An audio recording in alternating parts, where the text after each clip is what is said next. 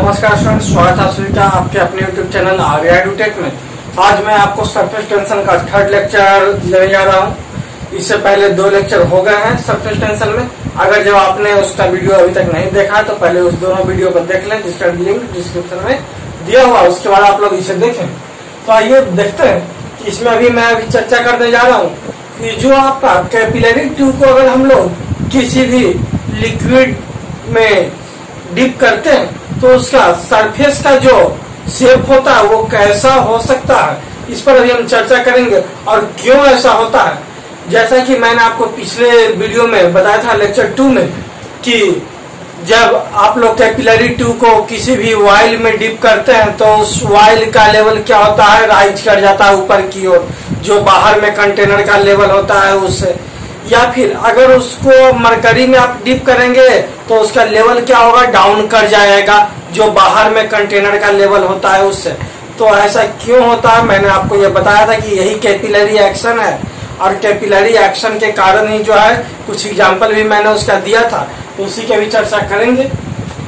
तो देखिए, जैसा कि shape of liquid surface in A capillary tube को अगर आप डिप कर रहे हैं किसी लिक्विड में तो उसका जो है लिक्विड का शेप कैसा होगा, फ्री सरफेस है उसका शेप कैसा होगा, इसी पर अभी चर्चा करने जा रहे हैं। तो when a capillary tube is dipped in a liquid then its free surface may not plane. जब आप किसी भी कैपिलरी ट्यूब को किसी लिक्विड में डिप करते हैं तो कोई जरूरी नहीं है कि उसका सरफेस जो है प्लेन होगा ही, प्लेन होता भी और नहीं भी होता है। इस चलते मैंने यहाँ पर मे का यूज किया, may not plane, it is curved. ये क्या होता है, कर्व्ड होता है। कैसा कर्व होता है, अपवर्ड डायरेक्शन, जैसे कि ये आपको दिख रहा है। जैसे कि जब आप ऐसा हो जाएगा या फिर ऐसा हो जाएगा, ये आपका अपवर्ड हो गया, मतलब कॉन्वेक्स बनेगा शेप। दूसरा और डाउनवर्ड, जब आपका कनकेव शेप बन सकता है इस टाइप का, ठीक है।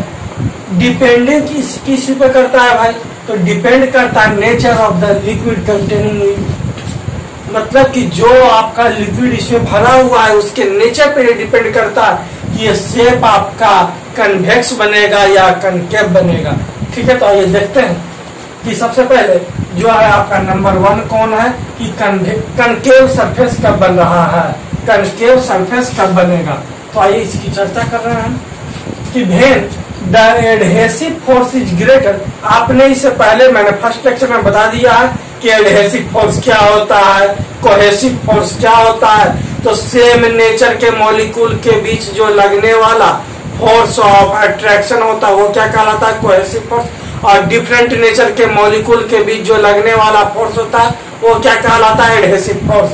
तो when the adhesive force is greater than the cohesive force, जब आपका एडहेसिव फोर्स बड़ा हो जाए किससे, कोहेसिव फोर्स से, then the liquid surface is concave. जब एडहेसिव बड़ा हो जाएगा तो क्या हो जाएगा, लिक्विड सरफेस आपका इस टाइप का कनकेव हो जाएगा। And angle of contact is less than 90 degree. और एंगल ऑफ कांटेक्ट क्या हो जाएगा, ये आपका लेस देन 90 डिग्री हो जाएगा। समझ गए आप लोग। इसका एग्जाम्पल क्या, when we dip a glass capillary tube. जब हम लोग जो कैपिलरी ट्यूब होगा वो कौन सा मटेरियल का बना हुआ होगा, ग्लास का, और उसको डिप किस में करेंगे, इन वाटर और वाइल। जब उसको आप चाहे वाटर में डिप करें या फिर वाइल में डिप करें तब क्या होगा, ये जो है वाटर का लेवल राइज कर जाएगा, बाहर में जो कंटेनर में लिक्विड का लेवल होगा उसके अपेक्षा ये क्या हो जाएगा, राइज कर जाएगा। और इसमें आपका जो शेप होगा वो कौन सा शेप होगा, तो कनकेव सरफेस आपको देखने को मिलेगा। जैसे कि यहाँ पर ऐसा क्यों हो रहा है, तो फोर्स लग रहा है यहाँ पर डिफरेंट नेचर के मॉलिक्यूल के भी ज्यादा, मतलब एडहेसिव फोर्स बड़ा है।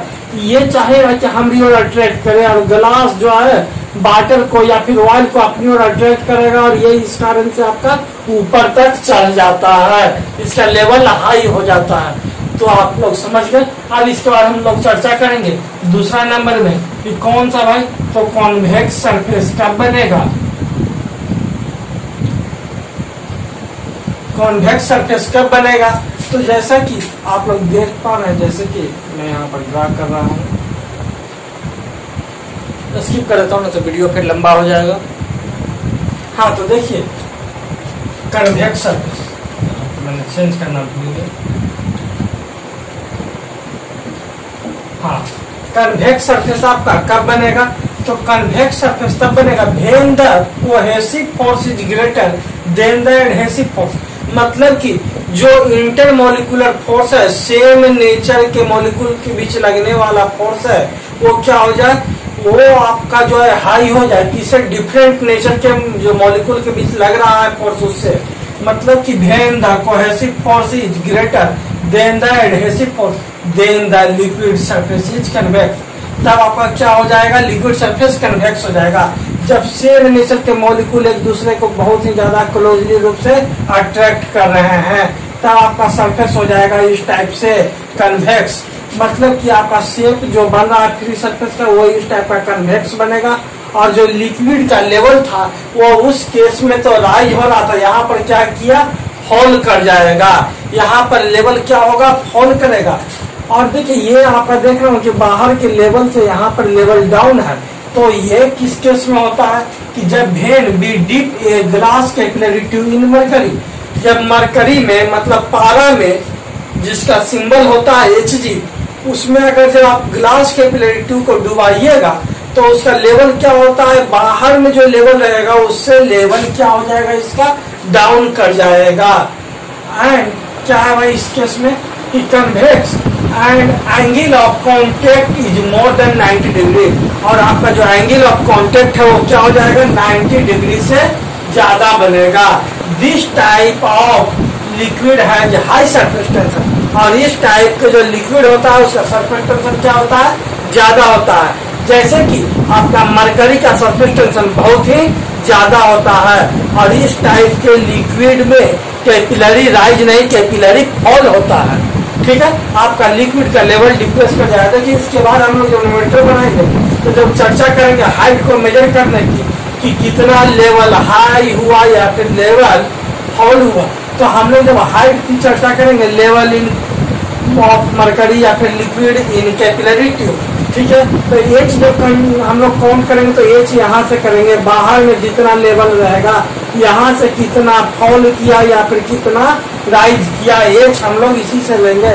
मतलब यहाँ पर एच आपका निगेटिव होगा क्योंकि बाहर के लेवल से जो है इसका अंदर का लेवल जो है कैपिलरी ट्यूब में लेवल डाउन है, इस चलते ये जो है आपका क्या हो जाएगा, निगेटिव हो जाएगा। अब बात करेंगे प्लेन सरफेस की। हाँ देखिए, तो आपका तीसरा जो केस है वो कौन सा, प्लेन सरफेस वाला, कि when cohesive force is equal to adhesive force. जब कोहेसिव फोर्स और एडहेसिव फोर्स इक्वल हो जाए तब क्या होगा, then the liquid surface is plane. तब आपका लिक्विड सरफेस क्या हो जाएगा, प्लेन हो जाएगा। And angle of contact is equal to 90 degree हो जाएगा, इक्वल टू 90 डिग्री हो जाएगा आपका एंगल ऑफ कांटेक्ट। और ये केस कौन सा होगा, when pure water at 4 degree centigrade. जब आप लोग प्योर वाटर कहने का मतलब डिस्टिल वाटर से है कि जिसमें कोई भी इम्प्योरिटी ना हो, pure water at 4 degree centigrade in A silver vessel. अगर सिल्वर का कंटेनर है, सिल्वर का बर्तन है, उसमें आप प्योर वाटर को रखेंगे तो लिक्विड का सरफेस होगा वो कैसा होगा, प्लेन सरफेस होगा एकदम। उसमें कोई भी ना कनकेव होगा ना कन्वेक्स होगा, सीधा प्लेन होगा।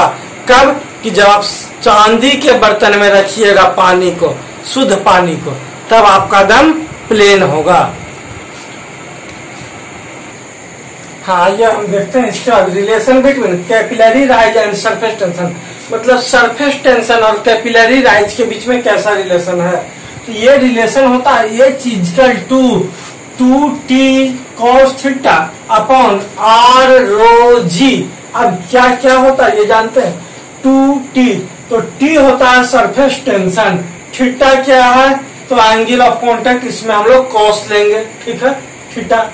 अब इसके बाद क्या है, r, तो r है रेडियस ऑफ कैपिलरी ट्यूब। मतलब ये जो आपने कैपिलरी ट्यूब को इसमें डिप किया है तो इसका रेडियस जो है यही क्या है, r है। रो क्या है, डेंसिटी ऑफ द लिक्विड, जिस लिक्विड में आप डुबा रहे हैं उस लिक्विड का डेंसिटी क्या है। और जी क्या है, एक्सेलरेशन ड्यू टू ग्रेविटी। मतलब ये तो आपका कांस्टेंट है। अब आइए देखते हैं इसमें एक एक चीजों को, कि एच, तो एच का काउंट हम लोग किस टाइप से करेंगे, तो एच हम लोग देखेंगे कि ये जो है लिक्विड का बाहर में लेवल है, उससे ये फॉल किया तो एच का वैल्यू माइनस में लिखेंगे। एच का वैल्यू क्या करेंगे, यहाँ पर एच हो जाएगा माइनस में।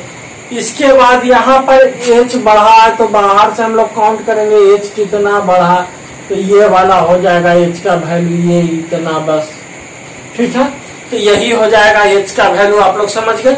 इसके बाद ये थीटा, थीटा क्या है, एंगल ऑफ कांटेक्ट है। तो यहाँ पर देख रहे होंगे कि थीटा का वैल्यू मोर देन 90, यहाँ पर लेस देन 90। देखिए जब अप करेगा तो वैल्यू आपका आंसर आएगा एच का प्लस में, अगर डाउन होगा तो आंसर आएगा माइनस में। ये कैसे देगा आंसर, तो देखिए आंसर इस कारण से देगा कि थीटा है आपका कॉस वाला, ठीक है। तो कॉस थीटा का वैल्यू जैसे 90 से ऊपर जाएगा ना तो हो जाएगा उसका वैल्यू निगेटिव, वैल्यू क्या हो जाएगा निगेटिव, तो आ जाएगा वैल्यू निगेटिव एच का। तो एच का जब कॉस आप जैसे डालिएगा 120 तो हो जाएगा क्या है आपका, बताइए। तो साइन जो 30 का वैल्यू होता है मतलब -1/2 हो जाएगा, तो -1/2 हो जाएगा। तो ये आपका एच का वैल्यू माइनस हो गया, तो ये आपका देगा कि फॉल हो रहा है। आप डालिएगा 90 से कम मतलब राइज हो रहा है, ठीक है, वो आ जाएगा आपका। अब इसके बाद देखते हैं किस टाइप से रिलेशन है आपका। तो एच जो है ना आपका ये डायरेक्टली प्रोपोर्शनल होता है टी के, मतलब कि सरफेस टेंशन के डायरेक्टली प्रोपोर्शनल होता है टी के, ठीक है। एच उतने ज्यादा होगा राइज चाहे फॉल, जितने ज्यादा सरफेस टेंशन ज्यादा होगा तो ये बढ़ेगा और सरफेस टेंशन कमेगा तो ये भी कमेगा। समझ गए बातों को। अब यहाँ पर देखिए सरफेस टेंशन ज्यादा होगा तो फॉल ज्यादा होगा, ठीक है, और अगर सरफेस टेंशन कमेगा तो राइज ज्यादा होगा। समझ गए ना बातों को। और जिस समय आपका कोहेसिव फोर्स और एडहेसिव फोर्स बराबर हो जाए उसमें न राइज होगा न फॉल होगा, आपका लेवल हो जाएगा इक्वल। सरफेस कैसा हो जाएगा तो प्लेन हो जाएगा। तो आप लोग ये जानते हैं कि सरफेस टेंशन किस कारण से होता है, तो कोहेसिव फोर्स के कारण ही होता है कि जो दो सेम नेचर के मॉलिक्यूल के बीच लगने वाला फोर्स ऑफ अट्रैक्शन होता है उसी कारण से। अब देखिए दूसरा जो है आपका कि H जो है क्या होता है, ये इनवर्सली प्रोपोर्शनल होता है किसके, तो R के, मतलब रेडियस जितने ज्यादा राइज उतने कम होगा या फिर फॉल उतने कम होगा, और रेडियस जितने कम रहेगा राइज या फॉल उतना ज्यादा होगा। इसके बाद रो, तो ये चीज ये भी जो है इनवर्सली प्रोपोर्शनल होता है रो का, मतलब डेंसिटी ऑफ द लिक्विड का। जितने ज्यादा आपका लिक्विड का डेंसिटी कम होगा उतने ज्यादा राइज या फॉल होगा, ठीक है। तो आप लोग ये चीज देखे होंगे कि कीरोसिन का जो डेंसिटी है वो बहुत कम होता है। इस चलते आपको दिखाए थे हमने पिछले लेक्चर में, जो लेक्चर 2 था उसमें, कि कीरोसिन का राइज बहुत ज्यादा हो रहा था कैपिलरी ट्यूब में। उसी टाइप से आप अगर कीरोसिन के जगह पर एल्कोहल का यूज करेंगे तो उसका भी डेंसिटी कम होता है, उसमें भी जो है राइज ज्यादा होगा। या फिर पेट्रोल का आप यूज करेंगे तो उसका भी जो है क्या होता है, डेंसिटी कम होने के कारण राइज या फॉल उसमें भी आपको ज्यादा दिखेगा। तो यहाँ पर ये सब चीजें जो मैंने अभी एग्जांपल दिया ये सब में आपको राइज ही दिखेगा। तो आपने समझ गया H क्या होता है, directly proportional to T, H inversely proportional to R, मतलब रेडियस होता है कैपिलरी ट्यूब, और H inversely proportional to rho, मतलब कि क्या, डेंसिटी ऑफ द लिक्विड। और G तो आपका क्या है भाई, कांस्टेंट है। तो G कांस्टेंट है तो ये क्या होता है कि ये जितना चढ़ना जाता है, अगर G नहीं होता मतलब कि अर्थ का ग्रेविटी वर्क नहीं करता, तब क्या होता, ऊपर जाता है एकदम सीधे जाता और यहाँ से निकल करके बहना शुरू हो जाता है, यहाँ से निकल करके बहे लगता। लेकिन ग्रेविटी भी वर्क कर रहा है, इस चलते विदाउट कोई एक्सटर्नल फोर्स, मतलब कि बिना काम कैले जो है कुछ होगा नहीं, ठीक है। अपने से निकल के नहीं कि नीचे एक कैपिलरी ट्यूब लगा दिए छत पर अपने से पानी बहे लगा, तो ऐसा आपको कभी देखने को नहीं मिलेगा कि यहाँ से पानी अपने आप पाइप से बाहर गिरने लगे, ऐसा नहीं होगा, क्योंकि ग्रेविटी का भी फोर्स वर्क कर रहा है, वो उसको नीचे खींच रहा है, ठीक है। तो समझ गए आप लोग। ये लेक्चर यहीं पर कंप्लीट होता है। अगर आपको हमारी लेक्चर पसंद आई हो तो आप वीडियो को लाइक जरूर करें, ठीक है, शेयर भी करें अपने दोस्तों के साथ और सब्सक्राइब भी कर दें अगर आप लोग चैनल पे नए हैं। नेक्स्ट वीडियो में मैं अभी चर्चा करूंगा कि आपके लिक्विड पर जो इम्प्योरिटी का क्या इफेक्ट होता है। धोबी जो है कपड़ा साफ करता है तो उसमें क्यों जो है डिटर्जेंट मिलाता है, डिटर्जेंट डालना क्यों जरूरी है, इसका क्या फायदा है, ये सब चीज हम बताएंगे। ड्राई वॉश क्या होता है, उससे क्या होता है, ये सब चीजों की चर्चा नेक्स्ट वीडियो में होगी। तब तक के लिए धन्यवाद।